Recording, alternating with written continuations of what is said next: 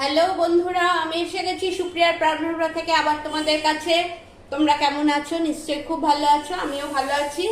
আজকে নিয়ে এসেছি একটা নিরামিষ রেসিপি। আজকে করব এই ওল থাকে ম্যাড্রাসি ওল, ওই ম্যাড্রাসি ওল দেখো ম্যাড্রাসি ওল সেদ্ধ করে রেখেছি। এই ওল দিয়ে কোপ্তা করব, কোপ্তা করে কালিয়া বানাবো। আচ্ছা, ম্যাড্রাসি ওলটা সেদ্ধ করে রেখেছি। সেদ্ধ করে এর মধ্যে জিরে ভাজার গুঁড়ো দিয়েছি, নুন হলুদ দিয়েছি, আর এখন একটু ময়দা দেব, একটু কর্নফ্লাওয়ার দেব, দিয়ে মাখবো। দেখো, দেখতে থাকো।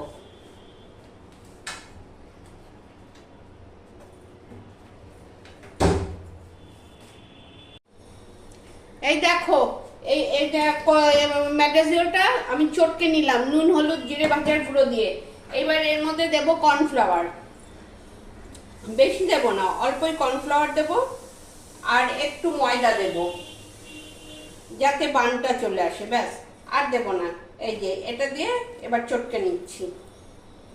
এ দেখো, এটা দিয়ে চটকে নিচ্ছি, দেখেছো? এরপর এগুলো দিয়ে ছোট ছোট বড়ার মতো করে ভাজবো। এই দেখো, চটকে নিচ্ছি।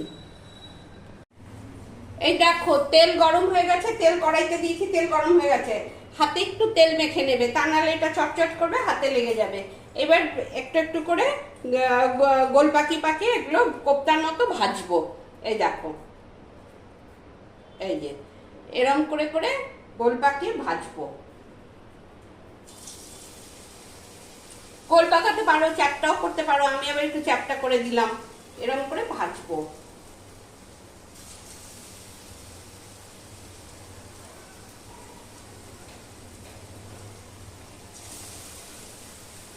দেখেছো, হাতে তেল দিয়েছি বলে দেখো হাতে লাগছে না, তা নাহলে লেগে লেগে হাত একেবারে একাকার হয়ে যেত।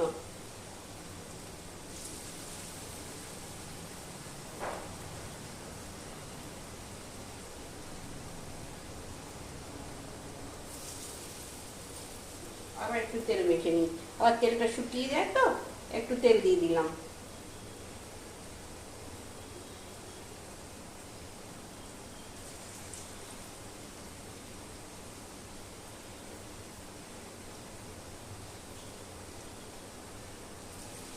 এই যে এরকম করে ভাজবো।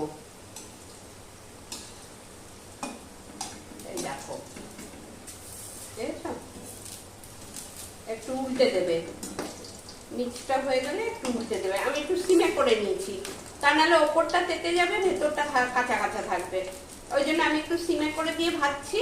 তোমরা একটু সিমে করে দেবে, তাহলে ভাজাটা ভালো হবে। এই দেখো,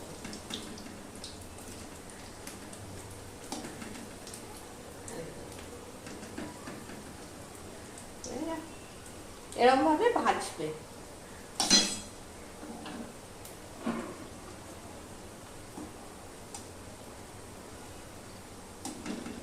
কয়েকটা হয়ে এসছে, তুলে নিচ্ছি। আর একটু দিতে হবে, এরকম ভাবে ভেজে ভেজে তুলে নেবে আগে পুরোটা। এই দেখো, ভাজা সবকটা ভাজা হয়ে গেছে, এবার তুলে নিচ্ছি ভাজাগুলো। দেখেছো এরকম ভাবে ভাজাগুলো, এই দেখো এরকম ভাবে ভেজে নেবে। এগুলো ভাজাগুলো তুলে নিলাম। এটা ওলের কোপ্তা হয়ে গেল বানানো। এইবার কারিটা বানাবো। এই দেখো, এইবার কারি বানাবো। এতটা তেল দেবো না, তেলটা একটু কমিয়ে নিচ্ছি। কমিয়ে নিয়ে আমি মশলা তৈরি করে রেখেছি।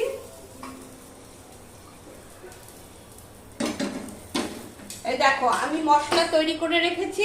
মশলার মধ্যে দিয়েছি জিরে বাটা, আদা বাটা, নুন হলুদ লঙ্কার গুঁড়ো, আর একটু মিষ্টি দিয়েছি।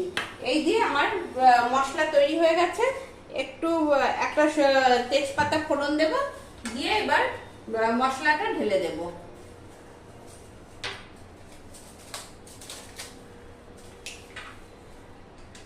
এই দেখো, এই তেজপাতাটা ফোড়ন দিয়ে এবার মশলাটা ঢেলে দেবো।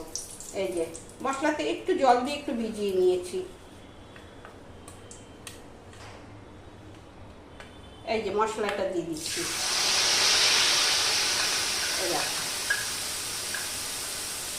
মশলাটা দিয়ে এবার কষাবো একটু।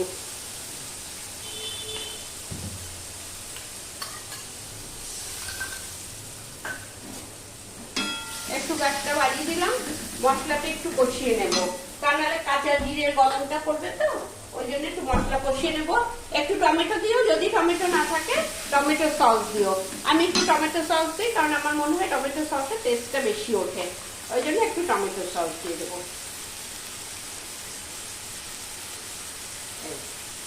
আমি একটু টমেটো সস দিয়ে দিলাম, দিয়ে একটু কষিয়ে নিচ্ছি।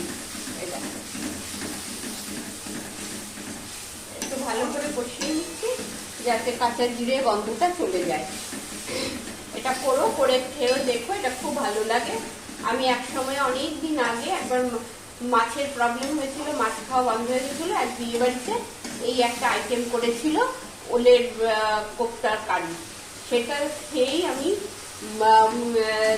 শিখেছি কিভাবে করতে হবে। এটা করলে খুব ভালো লাগে আর খুব নতুনত্ব।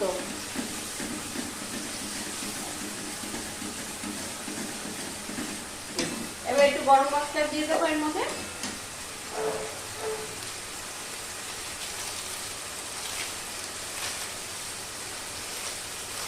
দেখো একটু গরম মশলা দিয়ে দিলাম।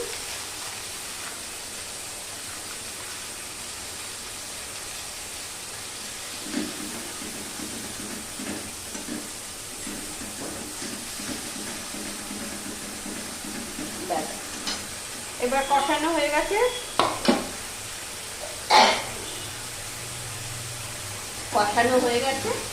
এবার এটার মধ্যে একটু জল দিয়ে একটু ফুটিয়ে নেই, ফুটিয়ে তারপর আমি কোপ্তাগুলো দিয়ে দেবো।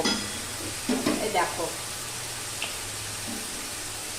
বেশি জল দেবে না, অল্প জল দেবে।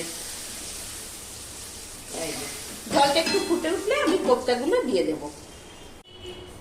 এই দেখো আমার ঝোলটা ফুটে উঠেছে। এবার আমি এই বড়াগুলো কোপ্তাগুলো দিয়ে দেব।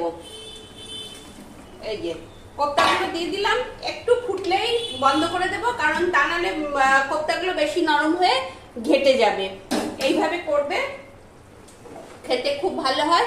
করে আমাকে জানাবে কেমন খেলে। এটা একটা নতুনত্ব জিনিস। ভালো লাগলে আমাকে লাইক কমেন্ট করো এবং বন্ধু বান্ধবদের সাথে একটু শেয়ার করে দিও। যারা সাবস্ক্রাইব করোনি তারা একটু সাবস্ক্রাইব করে দিও। দেখেছো এই যে ফুটে উঠেছে। দাঁড়াও, তোমাদের এবার সামনে থেকে দেখিয়ে দিচ্ছি। আজ বানিয়ে ফেললাম ম্যাড্রাসি ওলের কোপ্তা। এটা খুব নতুনত্ব একটা আইটেম। তোমরা যদি শিখতে চাও আমার সুপ্রিয়ার প্রাণভ্রমরা চ্যানেলে ইউটিউবে চলে যাও, ওইখান থেকে শিখে নিও। আমি ওখানে লং ভিডিও দিয়েছি।